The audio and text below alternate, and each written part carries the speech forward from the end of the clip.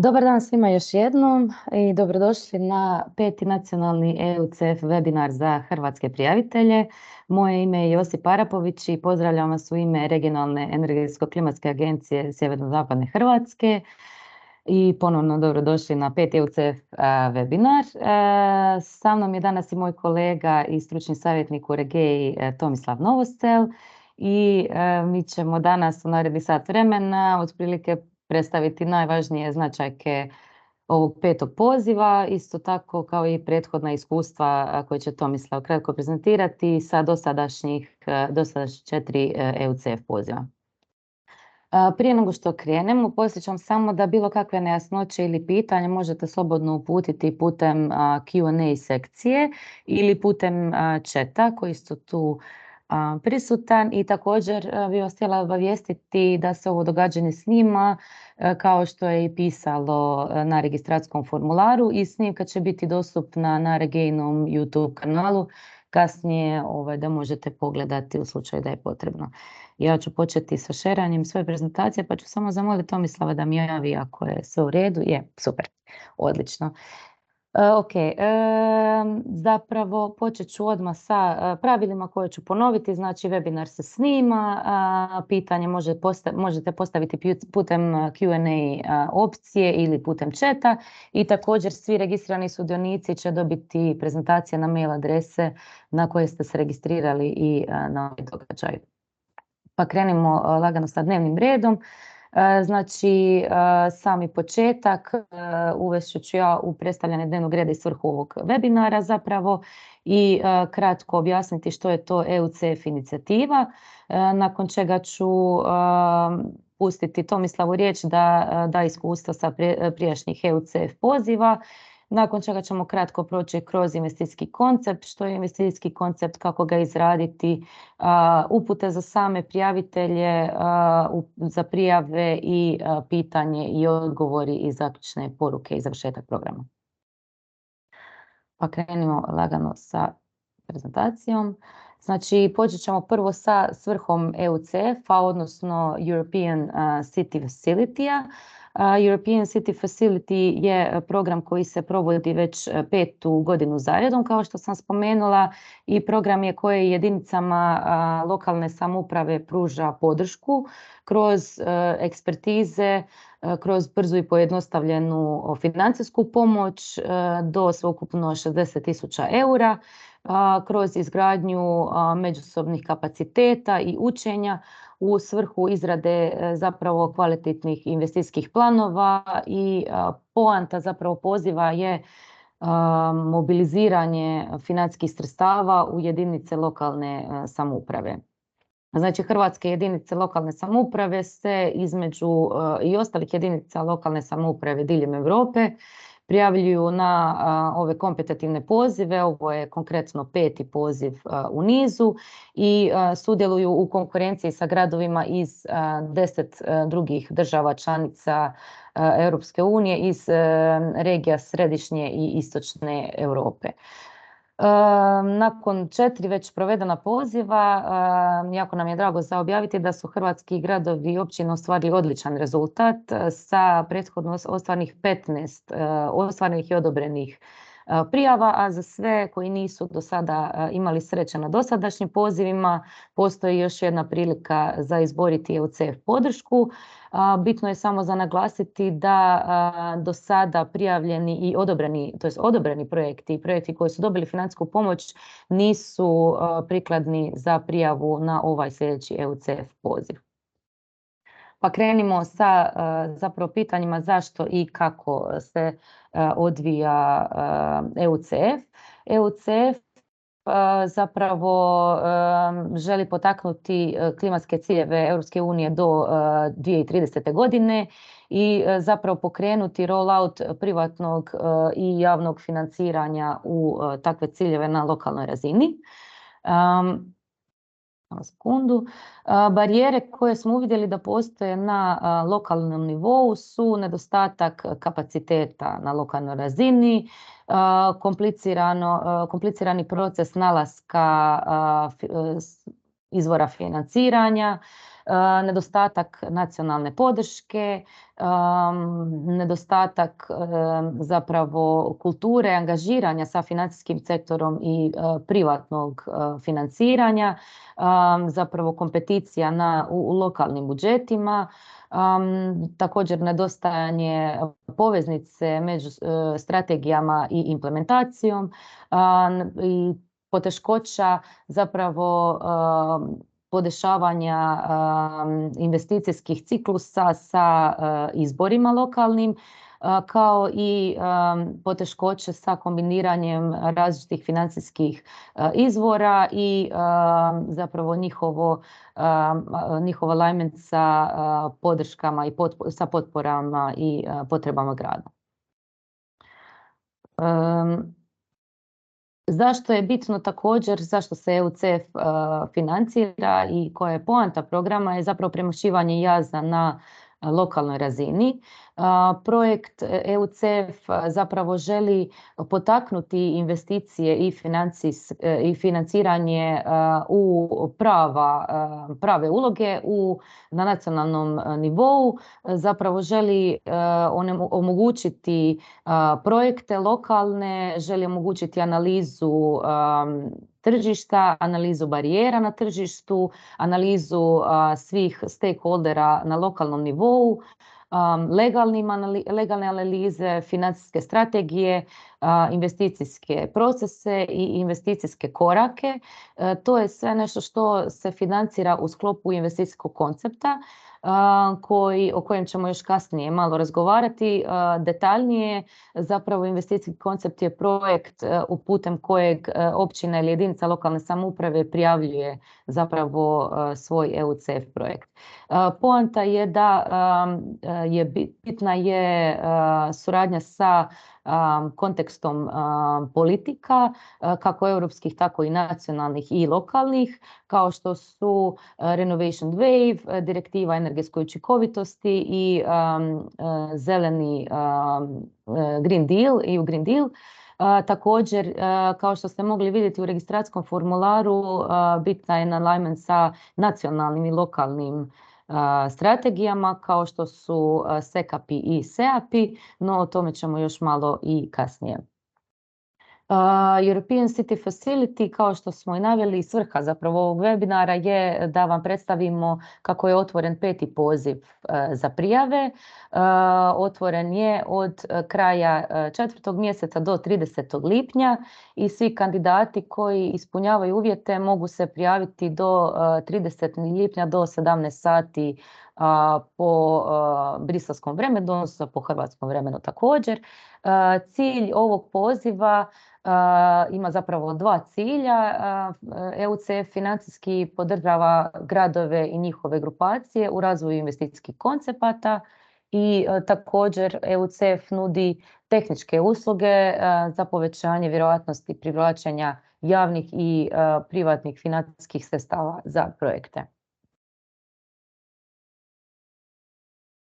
5. poziv zapravo uključuje 3 regionalna paralelna poziva. Kao što sam rekla, Hrvatska se nalazi u regiji centralne i istočne, to središnje i istočne Europe, koja je navedena na ovoj mapi u svjetlo-plavoj boji. Također možete vidjeti i još ostale regije koje se prijavljuju u sklopu 5. poziva. Svaka regija se evaluira zasebno i svi investicijski koncepti koji se predaju u Hrvatskoj će biti predani u sklopu CEE, Central Eastern Europe regije, odnosno regije središnje i istočne Europe.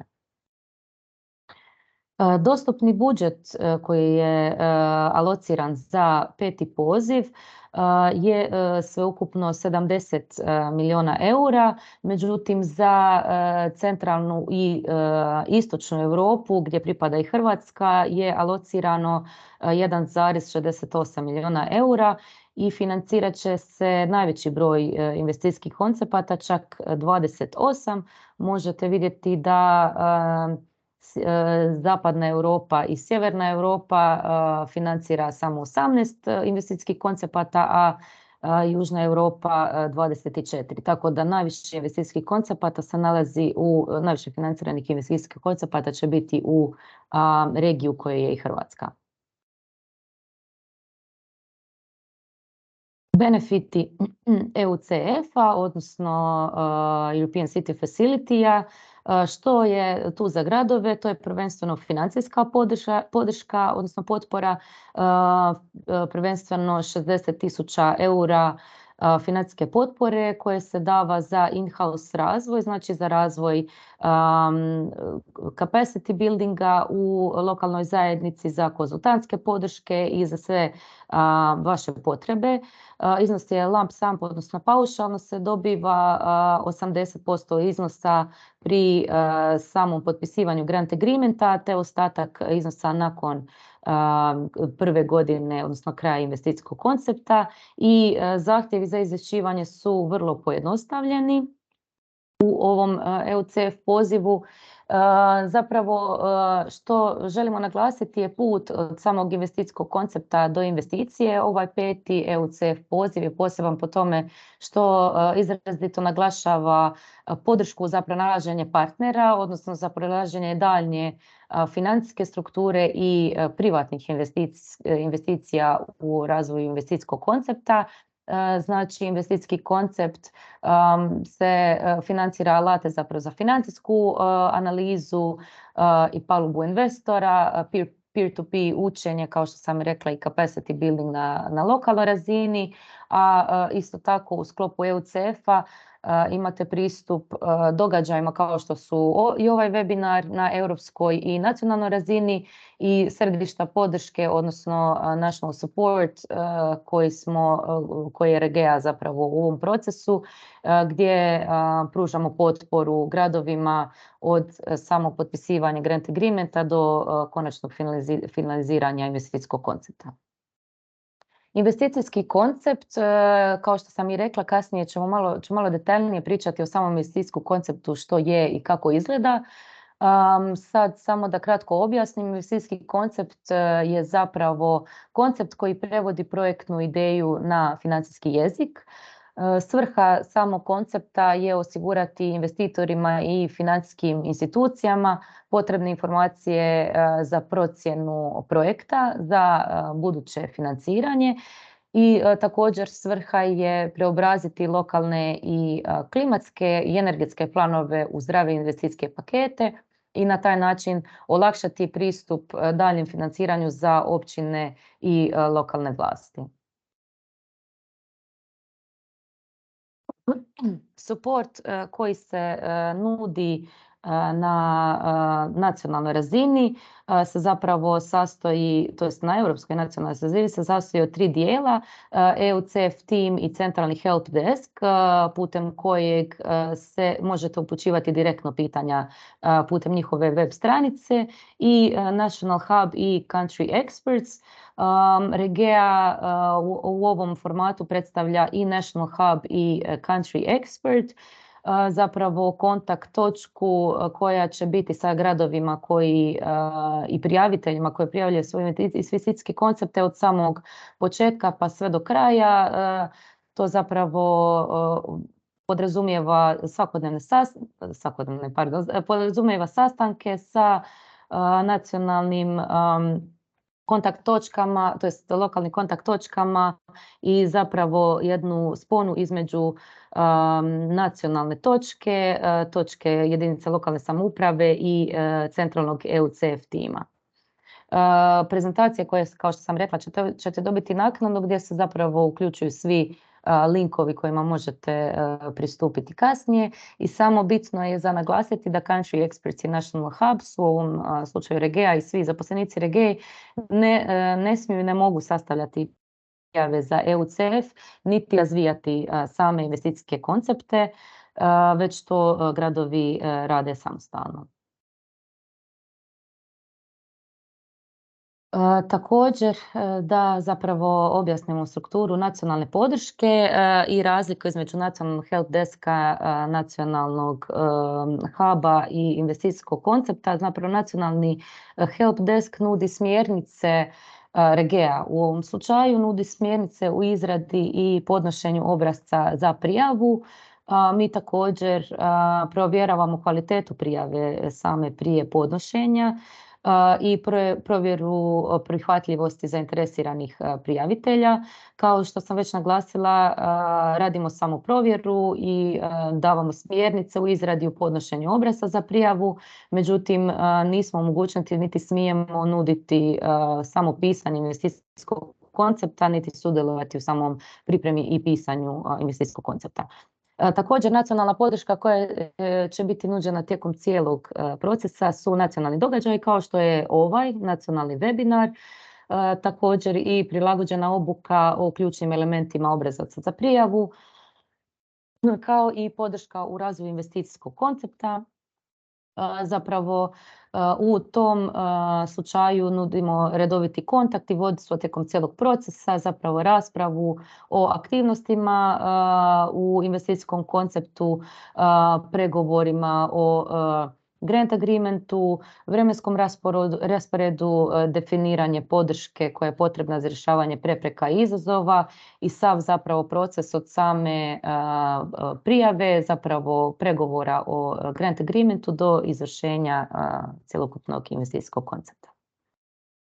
Sada ću prepustiti svom kolegi Tomislavu riječ da vam prezentira kratko iskustva sa prethodnih poziva, sa prethodna 4 EUCF nacionalna poziva koje su se odvijala do sada, pa ćemo kasnije preći na investicijski koncept i same detalje vezane uz prijavu. Pa Tomislave, izvoli. Može, pozdrav svima. Evo samo da ja podijelim prezentaciju. Je li prezentacija vidljiva sada? Super. Pa evo, ja ću vam ukratko, kao što je Josipa rekla, prezentirati iskustva sa prethodna 4 poziva EUCF-a iz Hrvatske. Evo, samo sekundu. Pa evo, već je Josipa zapravo spomenula da smo u prvom setu poziva, da su hrvatski gradovi bili iznimno uspješni, pa evo samo da ovdje još jednom ponovim, znači na prvom pozivu smo imali 3 uspješne prijave, na drugom 5, trećem 2 i četvrtom 5, znači to je ukupno 15 uspješnih prijava na razini Republike Hrvatske i mislim da smo zapravo sa tim rezultatom na prošlom krugu bili pri samom vrhu cijelog programa. Što se tiče nekakve prostorne raspodjele unutar Republike Hrvatske, znači prijave su zapravo bile skroz negdje od juga obale pa skroz do krajnjeg istoka Republike Hrvatske, znači rasprostranjenost je bila stvarno jako dobra i neki otoci naši su bili uspješni na ovom pozivu, tako da po tom nekakvom pitanju nije bilo nikakvih prepreka i nikakve velike koncentracije. Što se tiče tema kojim su se ti investicijski koncepti bavili, dosta njih se ticalo centraliziranih sustava grijanja te generalno unapređenja sustava grijanja na svom području, iskorištavanje lokalnih resursa za održivu proizvodnju energije, što je uključivalo i biomasu, nešto poljoprivrede, te čak u nekim slučajevima i otpad. Jako puno prijava se fokusiralo na energetske obnove, kako u stambenom, tako u javnom, pa čak u nekim slučajevima i u komercijalnom sektoru. Uz energetsku obnovu se u pravilu uključivali koncepti javne rasvjete. Zatim mobilnost u javnom i osobnom prijevozu, unapređenje infrastrukture vezane za mobilnost, znači sustava punionica, biciklističkih staza i slično, te integrirani energetski koncepti. U dosta slučajeva su investicijski koncepti pokrivali više od samo jedne teme, što je apsolutno prihvatljivo i što zapravo može biti samo prednost. Kao nekakvi rezultati dosadašnjeg rada napomenuo bi da su prijavitelji iz 4. kruga još u procesu razvoja investicijskog koncepta. Mislim da 3. krug upravo završava. Iz prva 2 znači su svi investicijski koncepti uspješno predani i kažem neki su još uvijek u procesu razvoja. Velika većina komentara koje su gradovi zaprimili su se zapravo odnosili na samu nekakvu strukturu predanih investicijskih koncepata, znači možda ne praćenje zadanih predložaka ili čisto nekakva sitna odstupanja koja se trebala popeglati, te zahtjevi za pojašnjavanjem pojedinih odstupanja, znači to ćete još sada vidjeti u prezentaciji od Josipe, znači neki elementi koji ćete trebati upisati u samoj prijavi uključuju predviđene investicije, predviđene uštede i slično, pa onda, pošto to radite sa određenim pretpostavkama, u trenutku kada razvijete investicijski koncept, ćete imati puno više podataka i tu će onda naravno doći do određenih odstupanja. Centrala će vas onda samo zatražiti da se ta nekakva odstupanja pojasne. To nije nikakva kritika, nego to jednostavno njima onda treba kao obrazloženje. Ono što je ovdje najbitnije za napomenuti je da u razvoju do sada sa svih tih 15 gradova nismo naišli na nikakve nepremostive prepreke i za sada su svi gradovi uspješno povukli sva sredstva koja su im bila na raspolaganju. Što se tiče nekakvih lekcija, najbitnija stvar je zapravo da pažljivo proučite i shvatite dostupnu dokumentaciju, znači to uključuje zapravo i sve nekakve tekstualne upute, pa tako i upute koje ćete dobiti na ovom webinaru, te naravno da ih onda i pratite.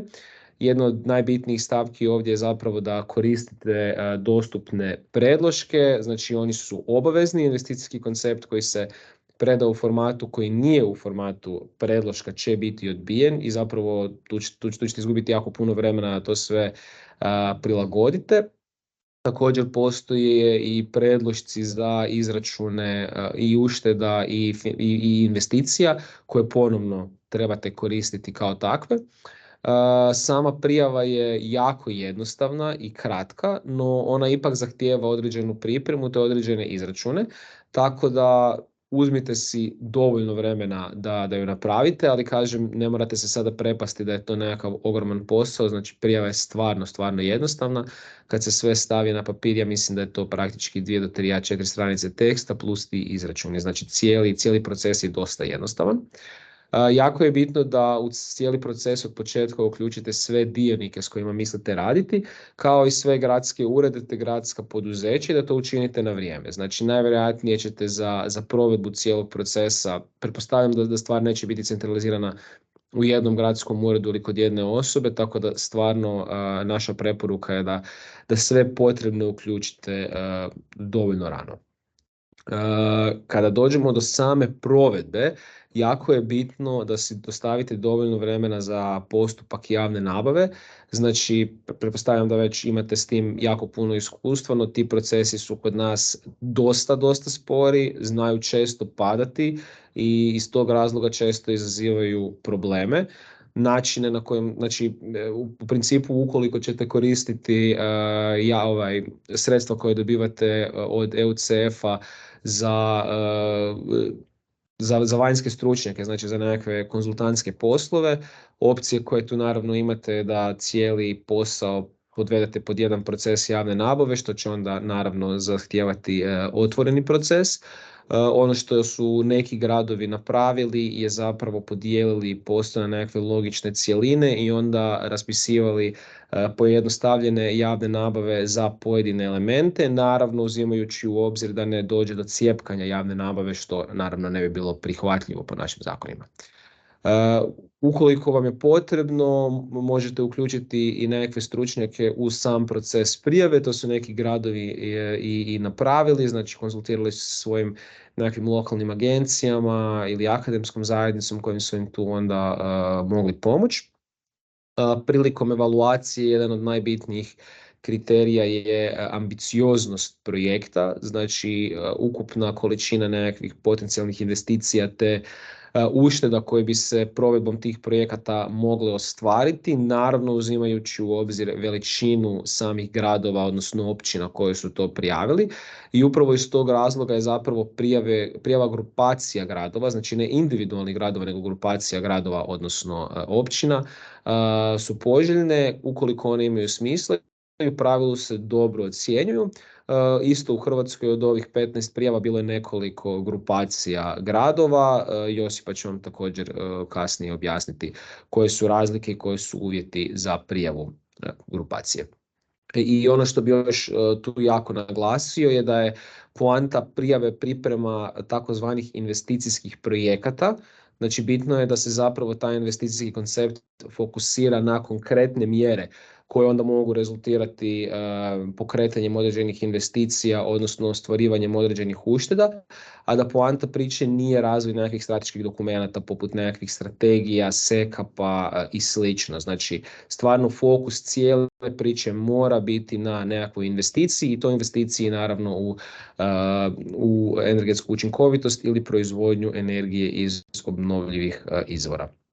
I to je zapravo to od mene u ovoj fazi, znači to su nekakve najbitnije stavke koje bi tu napomenuo. Još čisto ovako par elemenata koji su se pojavili kao nekakve sitne greškice u prošlim prijavama su zapravo prvenstveno su se odnosili na to da prijavitelji nisu do kraja pratili sve upute. Na primjer, jedno od pitanja će vam biti broj stanovnika koji se treba upisati točno u brojevima, znači na primjer ukoliko imate 60.000 stanovnika treba se upisati broj 60.000, a ne 60k, 60,000 i slično. To su na primjer nekakve greške koje su se javljale.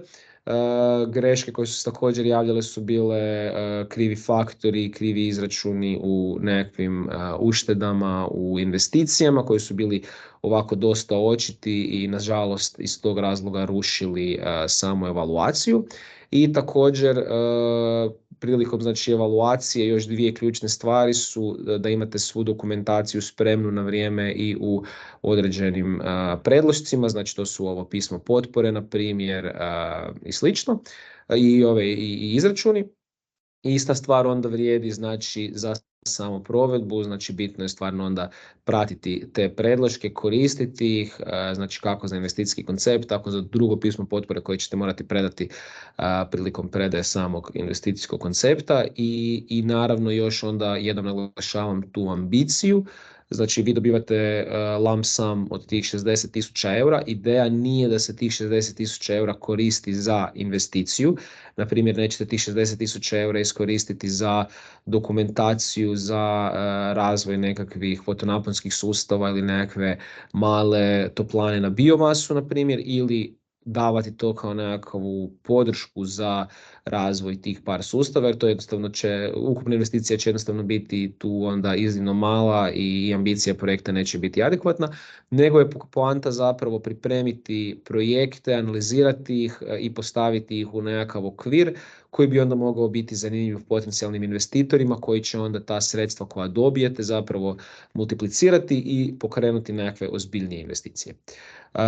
Ja ću ostati također na ovom Q&A sessionu, ukoliko će još biti nekakvih možda pitanja oko prijašnjih iskustava ili ukoliko vam tu treba nekakav savjet, slobodno. I samo bi još naglasio uz sve kanale koje je Josipa spomenula, ukoliko se želite baš uključiti i nešto reći, uvijek možete dići ruku.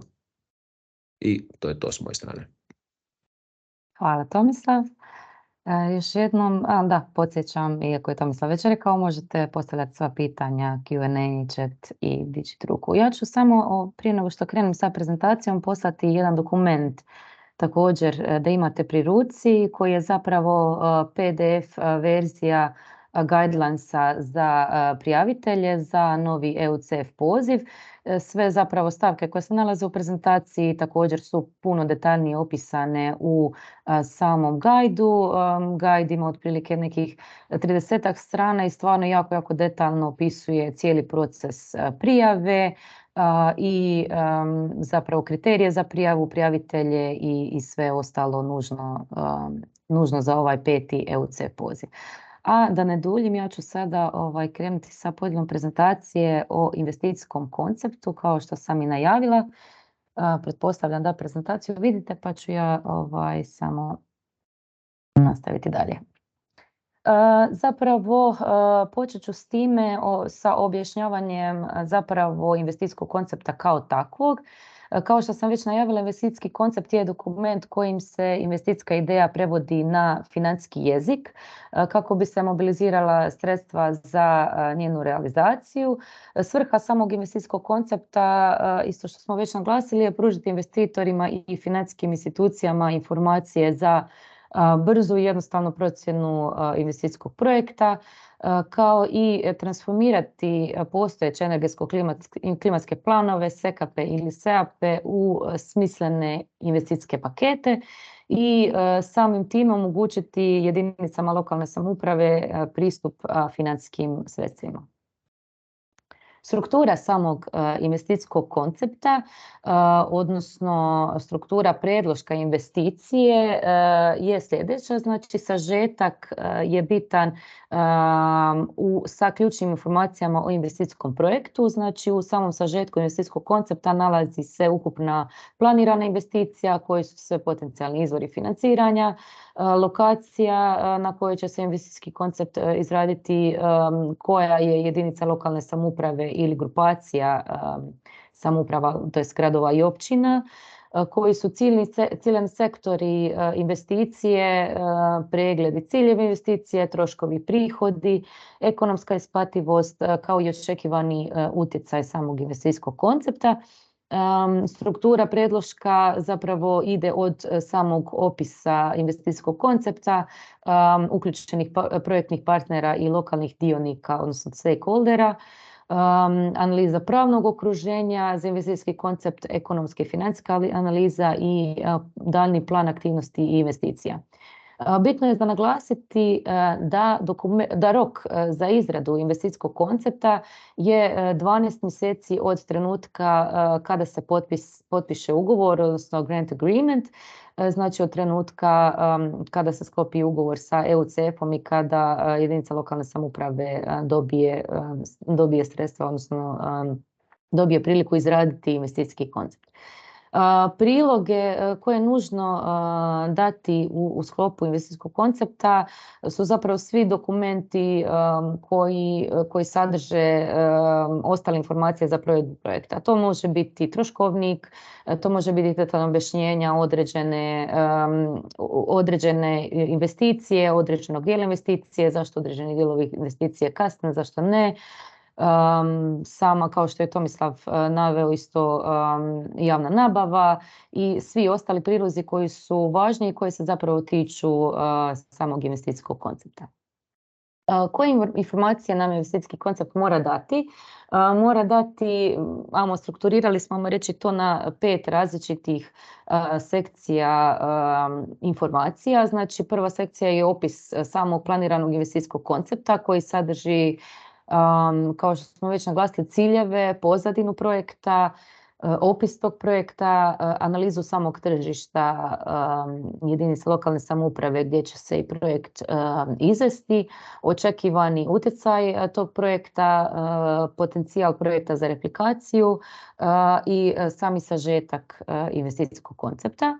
S druge strane, bitno je naglasiti sve projektne partnere i lokalne dionike, odnosno dati okvirni pregled projektnih partnera, vlasničku i upravljačku strukturu, profil rizika projektnih partnera, kao i analizu lokalnih dionika.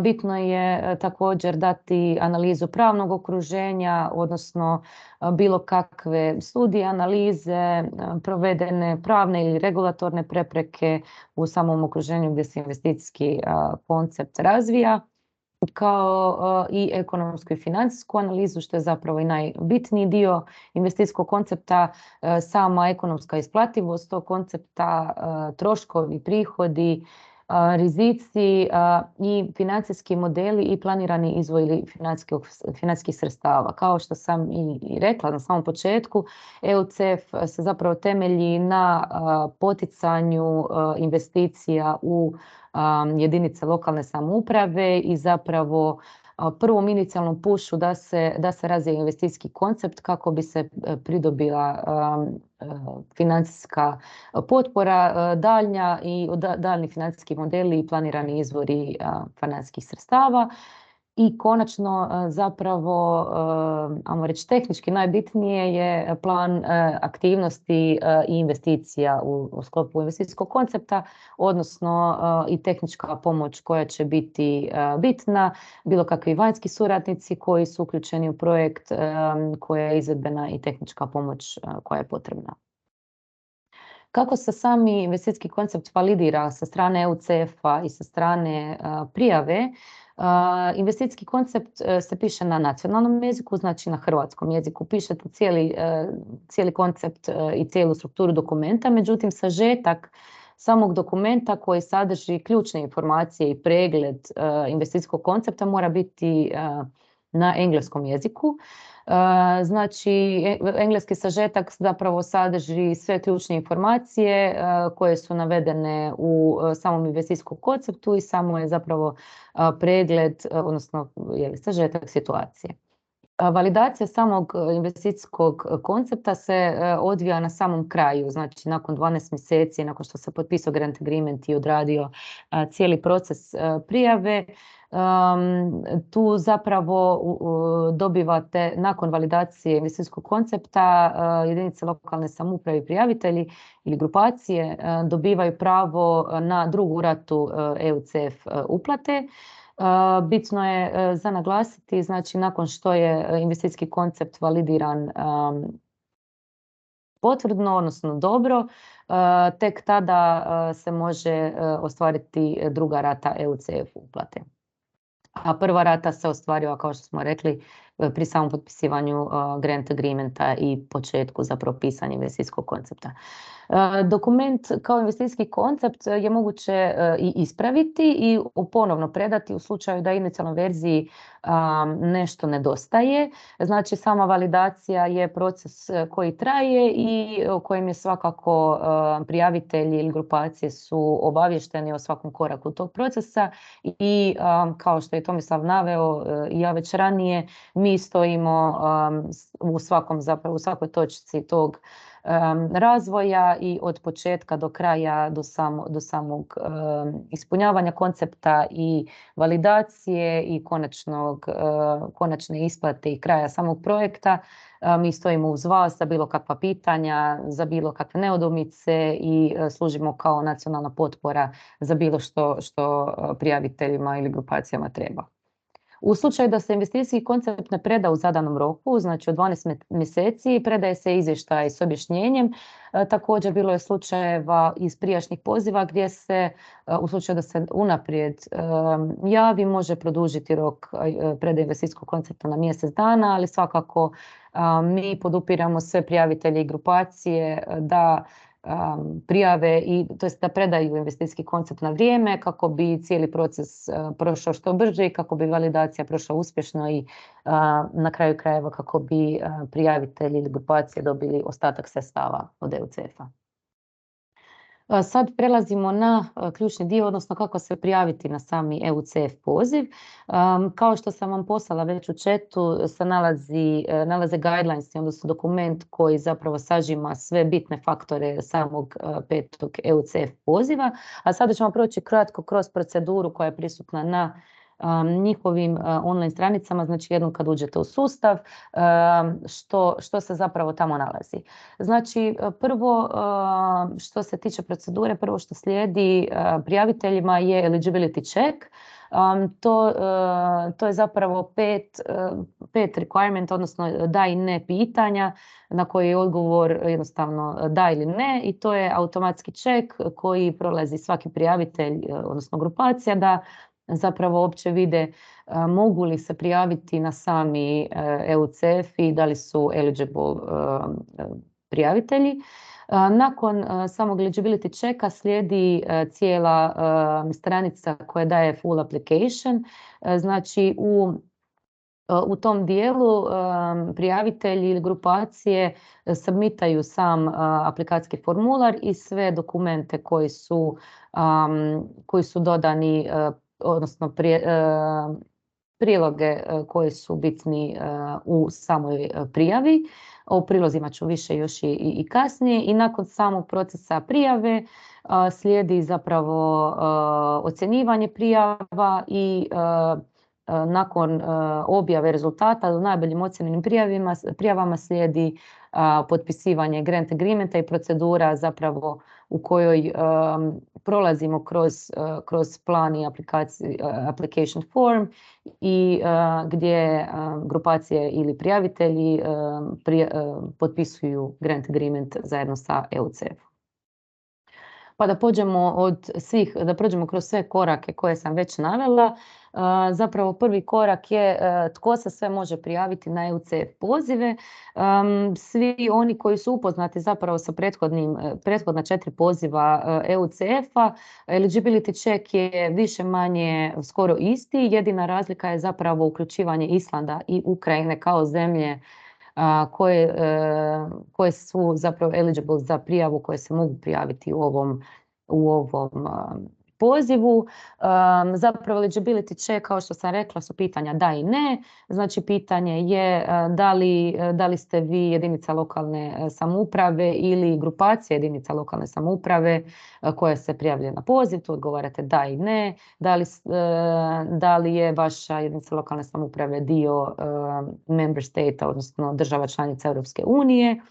Također, jedno pitanje koje sam isto navela koje smo naveli mi dok ste ispunjavali obrazac za registraciju na ovaj sam webinar je ima li vaša jedinica lokalne samouprave, odnosno grad ili općina, imali SECAP ili SEAP ili plan sličnih ambicija. To je isto jako bitno za navesti u prijavi, s obzirom da se investicijski koncept bazira zapravo na mitigacijskim ciljevima SEAP-a, SECAP-a ili bilo kakvih sličnih planova koje imaju za ambiciju zapravo ciljeve, klimatsko-energetske ciljeve i mitigacijske ciljeve i targete.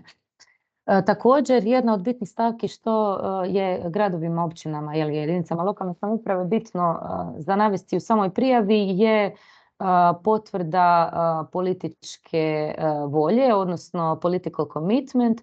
To je zapravo dokument koji potpisuje gradonačelnik ili gradonačelnik grada ili načelnik općine u kojoj zapravo daje svojom izjavom zapravo podržava investicijski koncept i samu općinu ili grada se prijavi. To je zapravo jedan dokument koji je template u kojem samo se ispune osobni podaci i osoba koja je na vlasti i koja je odgovorna potpiše i koja se zapravo da kao prilog uz EUCF prijavu. I finalno pitanje je zapravo da li jedinica lokalne samouprave se obvezuje na period monitoringa od 2 godine, zapravo godinu dana koliko traje sami EUCF izradu investicijskog koncepta i kasnije provjeru, odnosno monitoring u sklopu EUCF poziva. Provjera je, kao što sam rekla, jednostavna, automatizirana, znači samo klikate odgovore da ili ne i svi neprihvatljivi prijavitelji se upućuju na EUCF Helpdesk. To je zapravo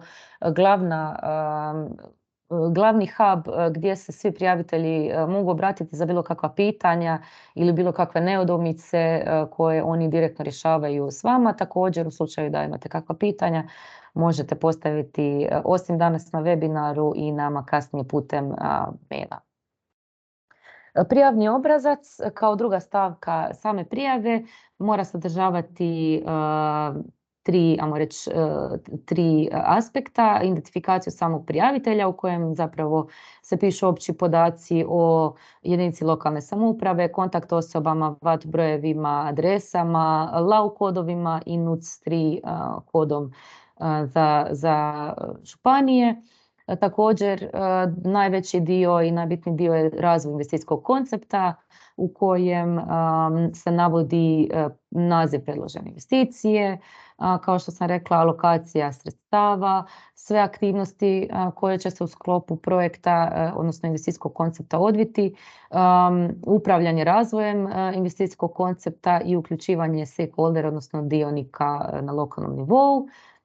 I zapravo treća faza je implementacija samog investicijskog projekta, opis koji je ciljani sektor investicijskog projekta, koje su planirane mjere, očekivani iznos investicije, očekivani utjecaj i potencijal za daljnju replikaciju i nakon same prijave, odnosno nakon samog završetka EUCF dijela. Prijavni obrazac je znači online koji se ispunja, kao što sam rekla, u 3 sekcije. Uz prijavni obrazac bitno je i dodati anekse, odnosno dokumente koji se prilažu uz sami application form ili prijavni obrazac. To su, kao što sam navela, SEAP, SECAP ili slični planovi. Zajedno u zapravo sumiranom dijelu kao i cjelokupni SECAP i SEAP planovi. Aneks koji sam već navela, odnosno template političke motiviranosti, odnosno potpore gradonačelnika ili drugog predstavnika lokalne vlasti. Također u slučaju da je prijavitelj, da je riječ o grupaciji, treba se ispuniti formular koji zapravo označava koji je zapravo predstavnik cijele grupacije i koja će općina, odnosno grad, biti ta na čiji će račun sjesti sredstva i koja će zapravo voditi prijavu te grupacije. Također u zadnja 2 aneksa, aneks D i E, nalaze se logovi za izračun, znači tablice u kojima se zapravo prikazuju očekivane uštede energije i očekivani iznos investicije koji se planira za taj investicijski koncept. Bitno je, kao što je Tomislav već i spomenuo, bitno je obratiti pažnju na određene sitnice koje se znaju, sitnice i pogreške koje se znaju događati u prijavama, kao što je jasan prikaz broja stanovnika, znači sam isključiv broj numerički bez zareza, točaka i slova. Provjera zapravo svih dionika uključenih, provjera cijelog investicijskog koncepta, da li je svi dijelovi, svi planovi, da li je opisano u prijavi. Također, visina investicije predstavlja investiciju u planirani projekt, a ne dotaciju u iznosu od 60.000 eura od strane EUCF-a. Znači, visina same investicije je investicije koje se planira u projekt koji će se i nastaviti nakon same izrade investicijskog koncepta i EUCF-a. Kao što sam i rekla, investicijski cijeli application form treba biti submitan, odnosno priložen na engleskom jeziku. Da samo sumiramo, bitno je da svi dokumenti budu na engleskom jeziku, osim SEAP-a, SECAP-a ili planova na lokalnoj razini koji se mogu submitati na hrvatskom, odnosno čije dokumente možete prijaviti kakvi jesu. Jako bitno je, i to ćemo više puta naglasiti, da koristite template od strane EUCF-a i sa njihove stranice. Znači, svi templati koji se nalaze u samom sustavu, skinite ih i pišite sve u njih na vaša računala. Nemojte koristiti neke druge template, jer bilo bi jednostavno glupo da na taj način si uništite, ajmo reći, prijavu, odnosno da se smanjujete šanse za zapravo samu prijavu. Koristite sve template, pišite sve na engleskom, osim samih SEAP-a i SECAP-a. Bitno je da jako dobro provjerite da ste ispod NUTS 3 levela i dodate vaš LAU kod. I gdje god možete dodati kakva objašnjenja, objasnite i navedite sve što zapravo se tiče vašeg investicijskog koncepta i što želite prikazati na samom pozivu. Ovo su screenshotovi prijava. Ovdje možete vidjeti kako to otprilike izgleda u pozivu, kako izgleda zapravo dokument u kojem upisujete svoje podatke i sve podatke koji su bitni. Također sa lijeve strane vidite tu tablicu calculation loga, odnosno izračuna svih troškova u koje je bitno navesti investicijski sektor i zapravo procjene uštede za investicijski koncept. EUCF stranica je prikazana ovdje niže. Možete vidjeti da ispod sekcije calls imate cijeli application proces detaljnije opisan. Sve ovo što sam ja zapravo pričala možete vidjeti na njihovim stranicama i u bilo kojem trenutku možete pristupiti. Također imate i dokument Guidelines for Applicants koji sam vam poslala u chatu, koji sadrži još puno detaljnijih informacija. Samo da još i kratko objasnim prijavu kao grupacija. Znači, kao grupacija se može prijaviti sva grupa svih općina ili lokalnih vlasti, odnosno jedinica lokalne samouprave, općina ili gradova, putem samo jednog prijavitelja. Znači, vodeća grupacija mora imati SECAP ili drugi klimatski ili energetski plan sa ciljevima ublažavanja i zapravo vodeća općina ili grupacija je ta koja prijavljuje svoje ime i koja će se voditi kao glavni prijavitelj u grupaciji.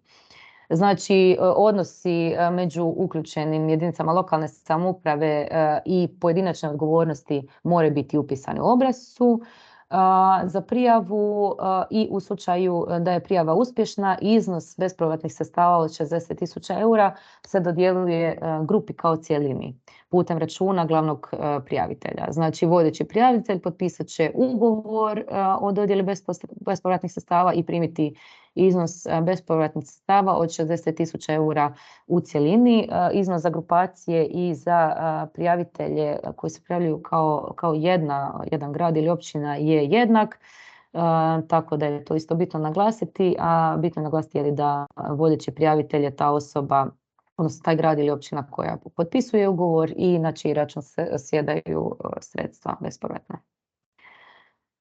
Sad kratko da objasnim kako se evaluiraju prijave. Znači, prvi dio je provjera same dokumentacije, da li su predani svi dokumenti, da li je dokumentacija potpuna. Kao što sam rekla, mi savjetujemo da svakako 2 ili 3 puta provjerite sve potrebne dokumente za slučaj da ne bi zbog nedostatka nekog dokumenta potencijalno bila lošija prijava nego inače.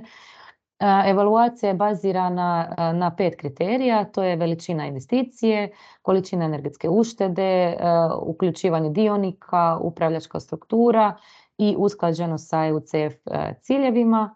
Svaki kriterij se dodjeljuje s ocjenom od 0 do 5, a donji prag je 3 boda za svaki kriterij i svaki prijavitelj će dobiti povratni izvještaj sa svim informacijama vezano za evaluaciju njihove prijave. Kriteriji su 50% veličine investicije i energetske uštede, a ostali 50% čine upravljačka struktura, uključivanje dionika i usklađenost s EUCF ciljevima. Težina svakog dijela možete vidjeti tu na slajdu, a opis zapravo po kojem kriteriju se evaluira su sljedeći. Znači, za veličinu investicije bitna je razina ambicije u odnosu s ostalim prijaviteljima na istom pozivu, uzimajući u obzir lokalni kontekst. Svakako se potiče kasnije još grupiranje i agregiranje investicija. Bitne su energetske uštede, znači koja je razina ambicije energetskih ušteda uzimajući u obzir lokalni kontekst ostalih prijavitelja na istom pozivu. Također upravljačka struktura, interna organizacijska struktura, proces donošenja odluka, jasno definirani lokalni dionici, uključivanje lokalnih dionika, razumijevanje njihovih potreba i plan, odnosno strategija uključivanje lokalnih dionika u razvoj investicijskog koncepta. I kao posebnu stavku usklađenost prijave s ciljevima EUCF-a, prikaz samog potencijala, dodatne utjecaj investicije i jako bitno je mogućnost replikacije same investicije i dugotrajnost investicije kao takve. Ovdje možete vidjeti zapravo sve faze prijave, odnosno sve 2 godine, odnosno 24 mjeseca koliko će trajati taj proces, ukoliko se odlučite za samu prijavu i ukoliko prijava bude uspješna. Znači, trenutno se nalazimo u zapravo pre-application fazi. Ovo je webinar koji održavamo kako u prije-aplikacijskoj fazi, tako i tijekom aplikacijske faze. Mi smo svakako uvijek dostupni za bilo kakva pitanja i nedoumice.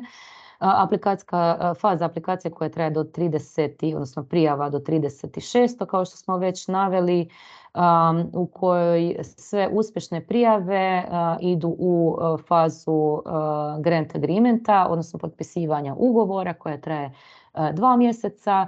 To je zapravo priprema dokumenata, priprema ugovora i nakon potpisanog ugovora prijavitelji dobivaju prvi dio ili prvi iznos sredstava na svoj račun i nakon procesa grant agreementa slijedi proces razvoja investicijskog koncepta koji traje 12 mjeseci kao što smo naveli. I tu REGEA služi kao tehnička podrška za razvoj bilo kakvih standarda, za razvoj bilo kakvih dokumenata, kao capacity building, ali svakako tu služimo za voditi vas kroz cijeli proces i za rješavanje bilo kakvih pitanja. Mi smo tu uvijek na raspolaganju. Nakon samih 12 mjeseci ide validacija, zapravo prijava, odnosno podnošenje investicijskog koncepta na sami EUCF stranicu, gdje slijedi proces validacije i nakon uspješne validacije prijavitelji dobivaju ostatak sredstava na svoj račun. Nakon čega slijedi monitoring report i capacity building događaj što se tiče investicijskog koncepta. Najbitnije stavke za kraj, koje se aktivnosti mogu financirati EUCF sredstvima, to su studije izvodljivosti, inženjerske studije, analize pravnog okruženja, analize tržišta, financijske analize i svakojake analize koje su vam potrebne za izradu i razvoj investicijskog koncepta. Alokacije sredstava idu prema vašim vlastitim zaposlenicima, odnosno zaposlenicima jedinica lokalne samouprave, svim vanjskim stručnjacima koje podugovarate putem javne nabave, kao i sva ostale sredstva koje su vam nužna za razvoj investicijskog koncepta. Kao što sam već navela, 60.000 eura je sami grant, a bitno je naglasiti, Tomislav je već spomenuo, da imate u obzir rokove za izradu javne nabave i sve aktivnosti koje će se u sklopu investicijskog koncepta odviti. Sad ću brzo samo proći kroz IT platformu i kako zapravo izgleda pozadina za samog procesa. Ovo je zapravo sa IT strane i prijave, otvaranje samog poziva, registracija, prijava, zatvaranje poziva i ostalo što se tiče sklapanja ugovora, razvoja koncepta i implementacije samog investicijskog koncepta. Znači, ovo je prikaz eligibility checka o kojem smo govorili, koji zapravo dava da i ne odgovore na platformi. Ovo je dole ispod, možete vidjeti eligibility evaluation. U slučaju kada ste prošli eligibility, možete se registrirati na user zone i na user zonu ispunjate vaše podatke, odnosno vašu zemlju, NUTS-3 kod ili ILAU kod za vaše jedinice lokalne samouprave.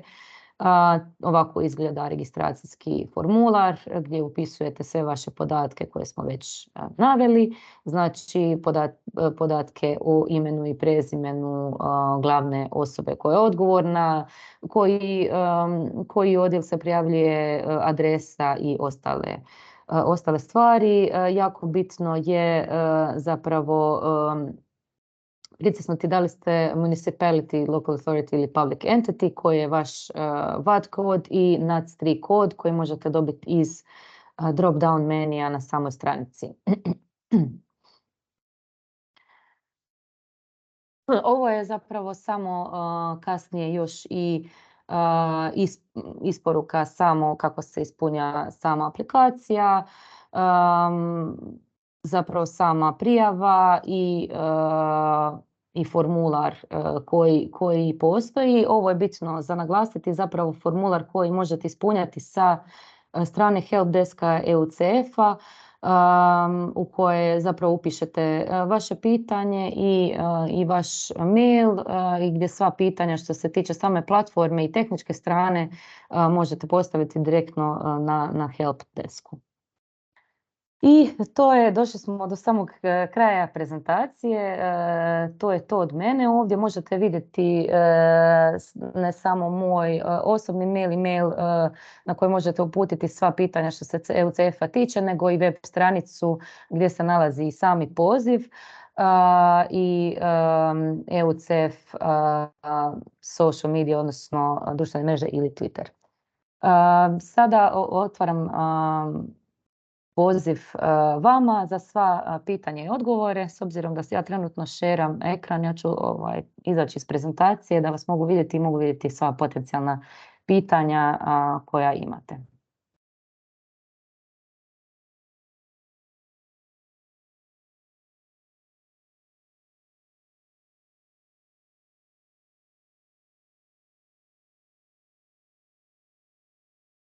U slučaju dok pitanja ne dođu, zamolit ću Tomislava samo ako sam nešto zaboravila, ako nešto nisam navela da doda dok prikupljamo pitanja preko četa. Može. Pa mislim iskreno da si sve pokrila, tako da nešto puno za dodati ne. Vidimo da je prvo pitanje došlo. Tako je, prvo pitanje je, molim za potvrdu da je SEAP prihvatljiv strateški dokument. Naime, u službenom pozivu traži se SECAP ili plan sličnih ambicija. SEAP ima ciljeve do 2020. Nisam sigurna može li se kao takav smatrati planom sličnih ambicija. Unaprijed hvala. Znači, SEAP i SECAP su oboje prihvatljivi dokumenti, iako je bitno da navedete u prijavi zapravo mitigacijske ciljeve i ciljeve koje imate kako energetske, tako i klimatske. Što se tiče petog poziva, bez obzira na to što SEAP vrijedi do 2020. godine, isto je prihvatljiv dokument za ovaj peti poziv. Napomenuo bi samo da SEAP i SECAP možete priložiti slobodno na hrvatskom jeziku, iako je prijava na engleskom. Jedino ćete ovaj sažetak kojeg je Josipa spomenula trebati napisati na engleskom da evaluatori to mogu pročitati i razumjeti. Hvala puno na pitanju. Još jedno pitanje je došlo. Pozdrav, postoje li određeni odmjer raspodjele prihvatljivih troškova, odnosno da li je zadan omjer raspodjele iznosa od 60.000 eura na troškove osoblja, vanjskih usluga stručnjaka i troškove izrade analiza? Ovo ću putiti Tomislavu. Može, znači financiranje ili mehanizmom lump sum, znači vi dobijete tih 60.000 eura u te dvije tranše, jednu prilikom potpisivanja grant agreementa, odnosno ugovora sa EUCF-om, drugog nakon uspješne evaluacije, odnosno pozitivne evaluacije vašeg investicijskog koncepta. Vi za ta sredstva nemate apsolutno nikakva pravila izvještavanja, odnosno nikakve obaveze izvještavanja. Znači jedina vaša obaveza je zapravo da predate taj investicijski koncept u roku određene kvalitete. Na što vi ta sredstva potrošite, zapravo EUCF nije briga.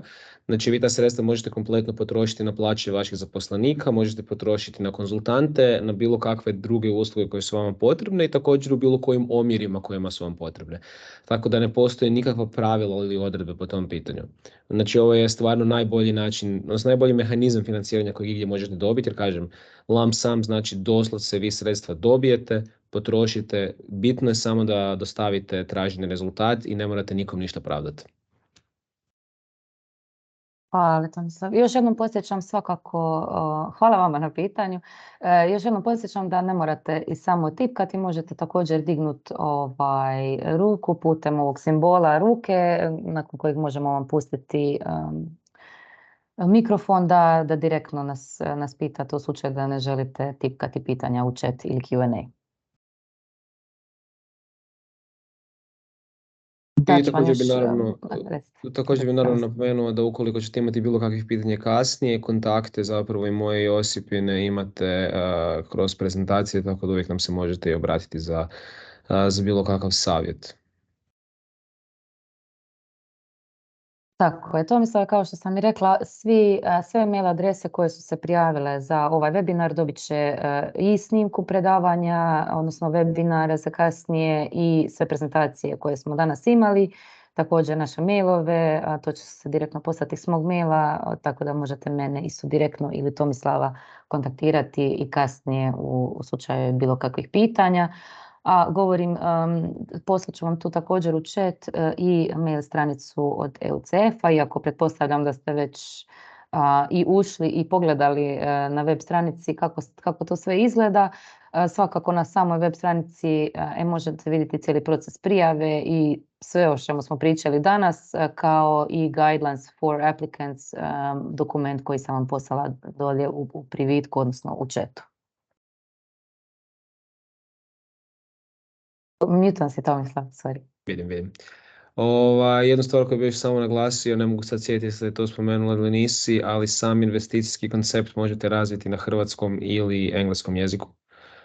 Jedino što ponovno u sustavu kada ćete predavati investicijski koncept morat ćete unijeti nekakve informacije, mislim da ako se dobro sjećam to ide na engleskom, tako da kažem i sam proces izrade je zapravo dosta jednostavan i ponovno bih vas zapravo ovim samo htio motivirati da se prijavite.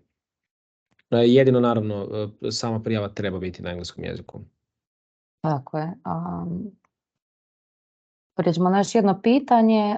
Da li je grupacija, odnosno partnerstvo obavezno ili se jedinica lokalne samouprave može prijaviti za provedbu sama? Odmah da odgovorim, može se jedinica lokalne samouprave, grad, općina prijaviti sama ili u grupaciji. To zapravo je vama na volju kako vi želite. Imali smo primjera grupacija različitih kao i samostalnih prijava. Sve ovisi o vama. Kao što je Tomislav rekao, jako je jednostavan poziv, imamo jako uspješne prijavitelje i čak 15 investicijskih koncepata i na naše strane jako zadovoljne suradnje i svakako stojimo mi tijekom cijelog procesa na raspolaganju, pa bi bilo šteta da se ne prijavite u slučaju da imate investicijski koncept na umu. A drugo pitanje koje je postavljeno je također može li grupacija biti sačinjena od jedinica lokalne samouprave iz Hrvatske i jedinica lokalne samouprave iz druge zemlje iz prihvatljivog područja. Ja nisam osobno imala iskustva tako da mogu ja preuzeti. Tomislava. Formalno ne postoji barijera da se to napravi, ali nije praksa. Mi ne bi preporučili da idete sa drugom zemljom, to otvara određene probleme. Znači, kao što je Josipa spomenula, u prijavi grupacije samo glavni prijavitelj, znači jedinica lokalne samouprave, grad, općina koja prijavljuje, mora predati SEAP ili SECAP, mora predati pismo potpore, te se na račun tog jednog partnera zapravo isplaćuju sredstva. A uključivanje partnera iz više zemalja bi zapravo znatno kompliciralo tu cijelu proceduru. Cijela prijava bi onda morala ići na jeziku glavnog partnera ili engleskom, što bi opet dodatno otežalo cijelu priču i također, pošto se cijela stvar bazira na identifikaciji nekakvih potencijalnih investicijskih projekata, racionalizacija toga da će ti projekti biti u dvije različite zemlje će isto biti teži. To bi možda imalo smisla u nekakvim graničnim naseljima, znači tipa dvije nekakve općine koje su preko granice, jedna preko druge. No i u tom slučaju je to dosta teško za racionalizirati, tako da preporuka bi stvarno bila da idete nacionalno, znači sa jedinicama lokalne samouprave u svom području. Naša opet preporuka ovdje je da idete sa jedinicama lokalne samouprave s kojima imate veću stvarnu suradnju, primjeri koje smo mi imali u Hrvatskoj su uglavnom uključivale gradove tipa na istom otoku, gradove unutar iste županije. Mislim da nismo zapravo imali nekakva raštrkane primjere tipa da je, ne znam, jedan grad u Dalmaciji, jedan u Zagorju. Sve je to uglavnom bila nekakvo lokalno okupljanje. Ono što isto možete razmisliti je da možda kroz županiju vidite isto tko bi bio zainteresiran, pošto će vas oni vjerojatno moći isto tu možda spojiti sa ekipom koja je zainteresirana i isto možda vam i mi možemo pomoći u nekakvoj komunikaciji sa potencijalnim partnerima koji bi bili isto zainteresirani unutar Hrvatske ukoliko imamo saznanja i kontakte. Hvala Tomislav.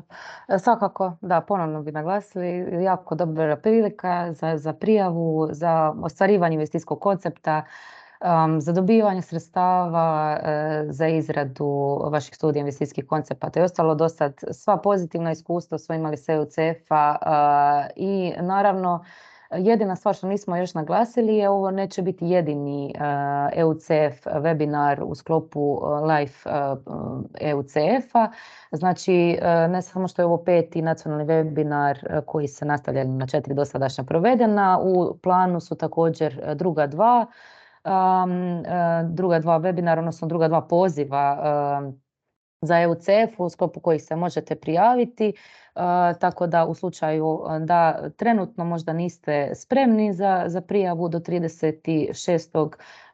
sljedeće godine, odnosno plan je da poziv bude otvoren u prvom i drugom mjesecu 2024. godine, tako da tada ćete imati priliku ponovno se prijaviti u slučaju da sada niste spremni.